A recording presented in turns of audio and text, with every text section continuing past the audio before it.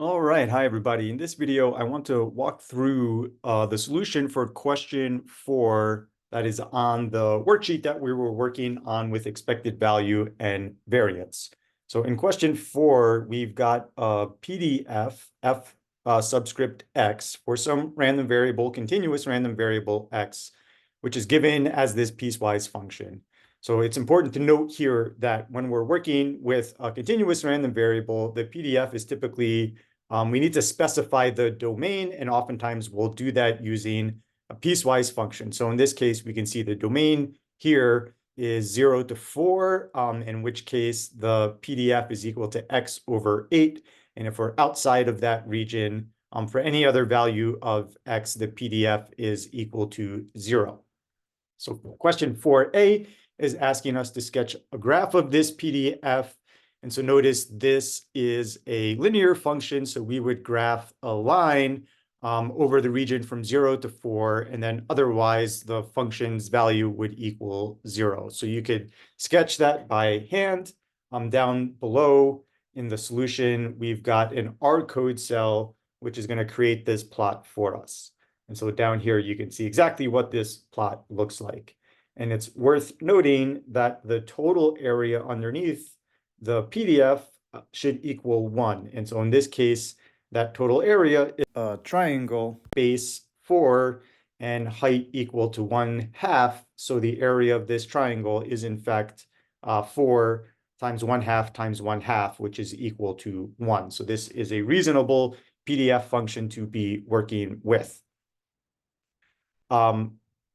4b is asking us to find a formula for the CDF function, which we denote with a capital F, and we have a subscript x indicating what the random variable is. So the definition, how we can find a formula for the CDF, recall this is going to equal the probability that random variable x is less than or equal to the input x that we specify. And so that would equal the integral from the minimum value, which in this case, the minimum value is equal to 0 up to x. And then we integrate the PDF. And when we integrate, we just want to use a different variable other than x, because this is what we're going to be plugging in for one of the limits. So typically we choose a dummy variable of t, and you want to be careful here with your notation that you indeed are picking a different integration variable. So we can represent that PDF function, which was x over 8. Now we can just represent that as t over 8. We integrate that, which gives us t squared over 16. And then we evaluate that integral as t goes from 0 up to x. So when I plug in x, I get x squared over 16. When I plug in 0, I get 0. So altogether, a formula for the CDF is x squared over 16. And just like we did with the PDF, we should specify the domain, since this function is going to take different values over different values for x. So if x is equal to 0, there is no probability that x is less than 0, since that's the minimum value. So when we're to the left of this domain, it's going to equal 0. For values of x between 0 and 4, this is when it equals x squared over 16. And for any value of x bigger than 4, that's the maximum value. The odds that x is going to be less than that value is 100%. So we go up to 1. So here, if I wanted to sketch this graph, I would have a region where it's equal to 0. And then once we hit x is equal to 0, we get this quadratic graph. And then once we hit x equals 4, we get a constant 1. So this is one way that we could sketch this graph. And in the code cell below, if you want to check how you could do this in R, there's the corresponding graph over here. So this is the graph of a quadratic function over the interval from 0 to 4. Okay, so now let's see how we can use the CDF to help answer some questions. So for example, in 4C, we're asked to calculate the probability that x is less than 1. And so this is exactly what the CDF measures. So we don't need to set up an integral to calculate this probability using the PDF, we can just use the fact that we found the general formula for the CDF. We want to know what's the probability that x is less than 1. So I just plug the value 1 into the CDF, and I get 1 squared over 16.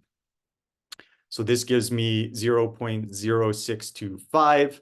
And how I could represent this on the CDF is I plug in the value x, and I come up to the CDF, and the corresponding output value there is 0.0625.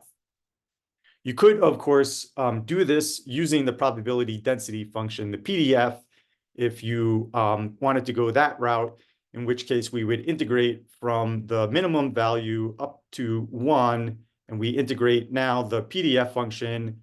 Because our limits are constants here, I don't need to use a dummy variable, so I could just integrate x over 8 with respect to x.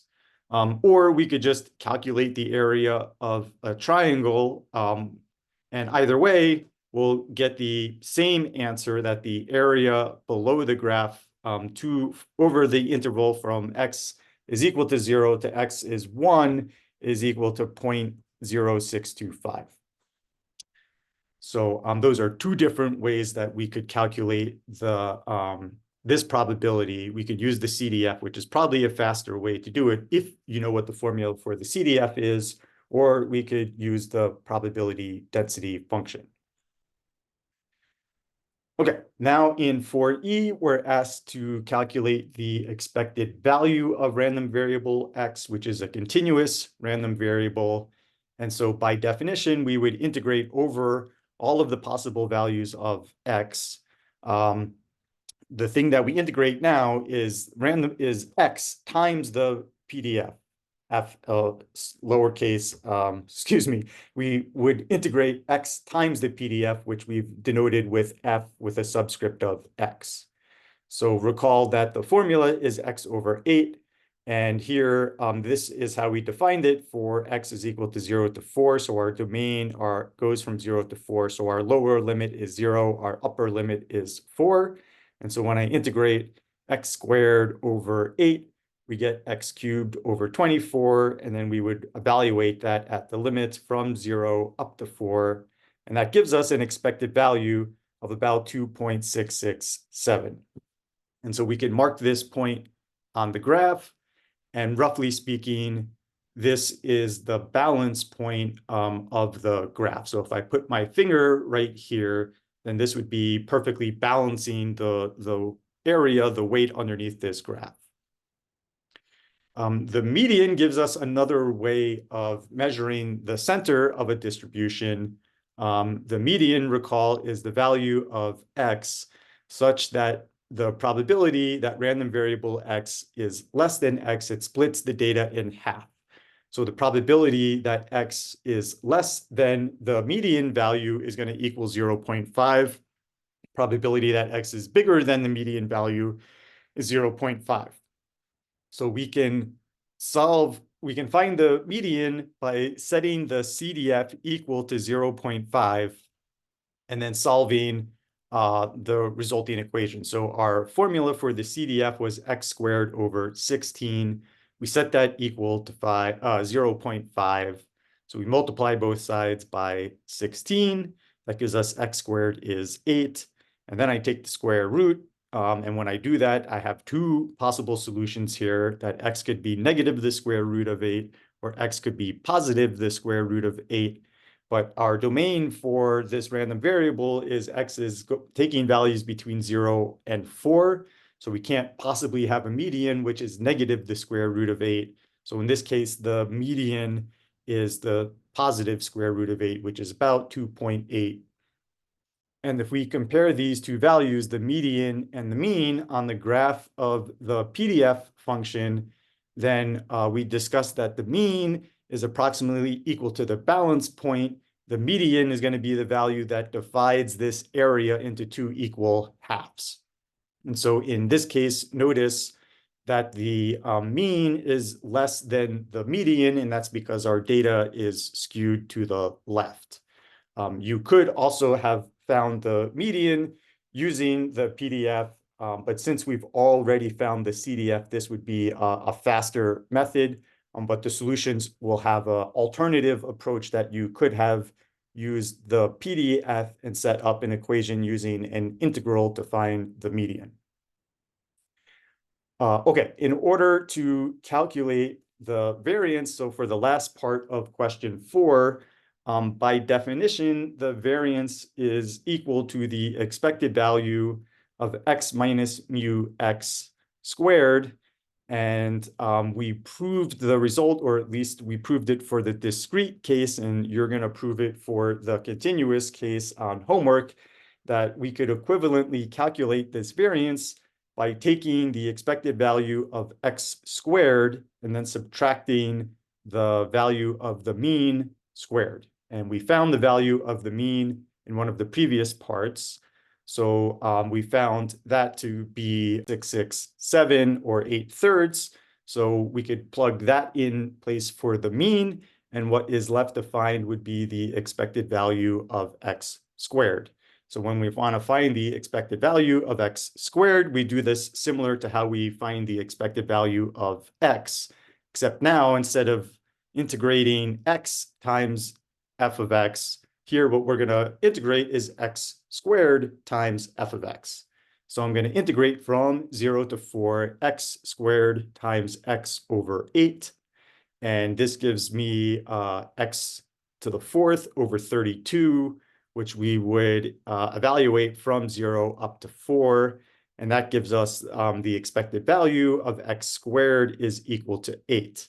And so then finally, the variance we can calculate by taking this value 8 that we just found and subtracting the value of the mean, which was 8/3 squared. And that winds up to giving us 8/9 or approximately 0.8889. Okay, thanks everyone.